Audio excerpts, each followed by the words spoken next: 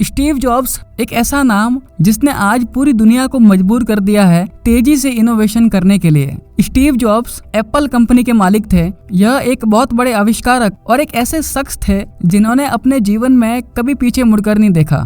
कहते हैं Steve jobs जब तक जिए केवल काम ही करते रहे और एप्पल कंपनी के लिए पूरी तरह डेडिकेटेड रहे।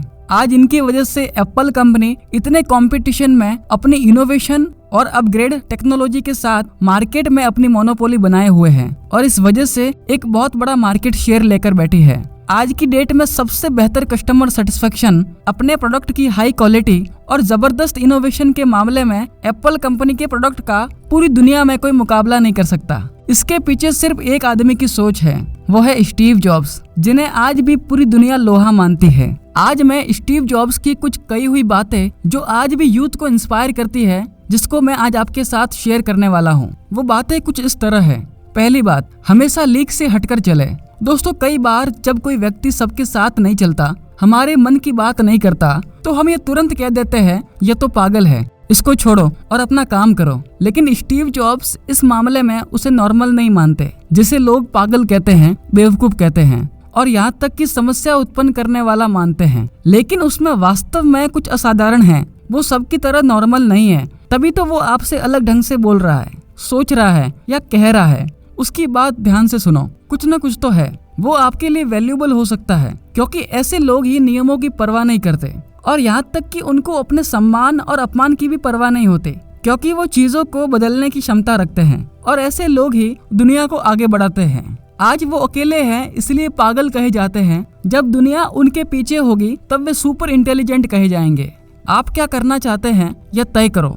स्टीव जॉब्स ने कहा कि सबसे इम्पोर्टेंट चीज आपको अपने दिल पर, अपने अंदर छिपे हुए ज्ञान पर विश्वास करना चाहिए। आपको अपनी अर्ली एज में जितना जल्दी हो सके पता करना चाहिए कि आप वास्तव में क्या बनना चाहते हैं। बाकी हर चीज सेकेंडरी होती है। आपके अंदर लक्ष्य पहले से ही निश्चित होता है। बस आपको जितना जल्दी हो सके अपने दिल की और अपने अंतर मन की आवाज को सुनना है। इसलिए वही करिए जो आप करना चाहते हैं और यदि वो काम आपको नहीं मिला है तो उसे ढूंढते रहिए और जिस दिन वो आपको मिल जाएगा तो आप खुद ही जान लेंगे कि आपको क्या करना है।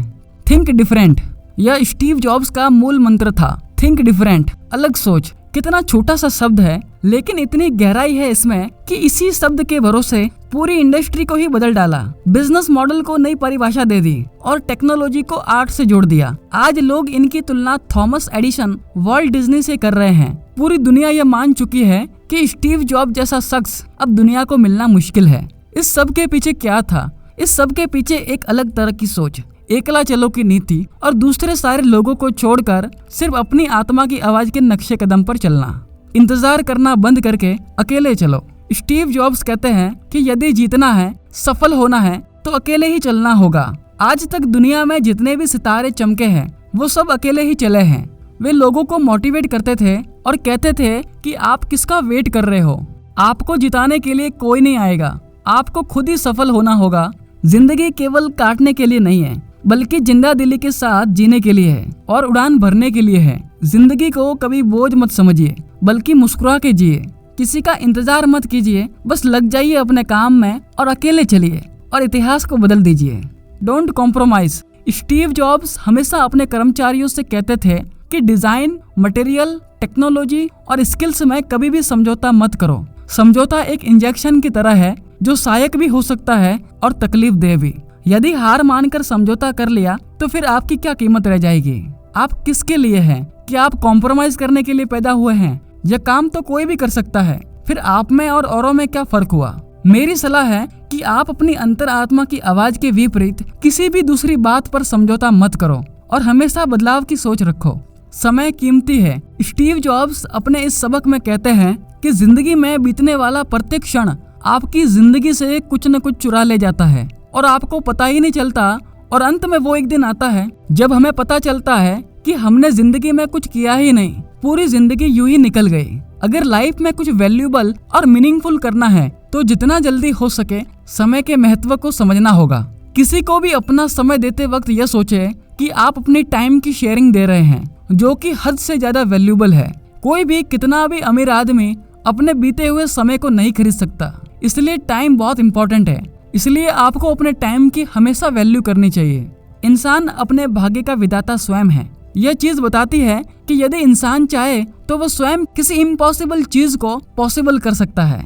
आपकी किस्मत, आपके काम करने के तरीके, दूसरों की मदद करना, यह सब अपनी जगह सही हो सकती है, लेकिन यह भी सच है कि कोई भी इंसान अपनी कमिटमेंट, अपनी संकल्प शक्ति के सहारे अपना भाग्य, अपनी किस्मत बदल सकता है।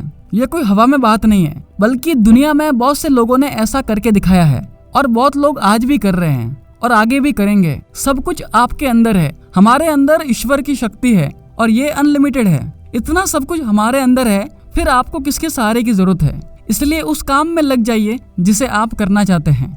मृत्यु एक सत्य है। स्टीव जॉब्स के इस अटल सत्य को ऐसे समझना चाहिए कि आपके पास खोने के लिए कुछ नहीं है, लेकिन पाने के लिए पूरी दुनिया है। जब स्टीव जॉब्स 17 साल के थे तो उन्होंने एक कोटेशन पढ़ा था जो कुछ ऐसा था, आप हर दिन ये सोचकर जियो कि आज आखिरी दिन है। तो आपको हर दिन वो काम करना चाहिए जो आप करना चाहते हैं, और यही चीज आपको हर दिन अपने दिल से जुड़ा हुआ काम करने की प्रेरणा देगा। इस दुनिया में कोई भी मरना नहीं चाहता, लेकिन मौत एक अटल सत्य है जिसको कभी टाला नहीं जा सकता, जिसका सामना सभी को करना है। हम सभी के पास कम टाइम है, इसलिए किसी की बात सुनने की बजाय अपने अंदर की दिल की आवाज सुननी चाहिए, और जो आती है उसे मानो और आगे बढ़ो।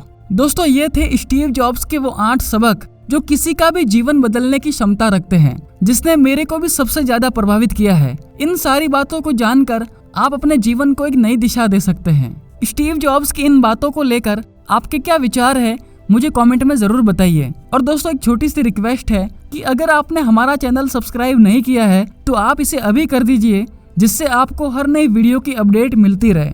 मैं मिलता हूँ अगले वीडियो में किसी नए टॉपिक के साथ।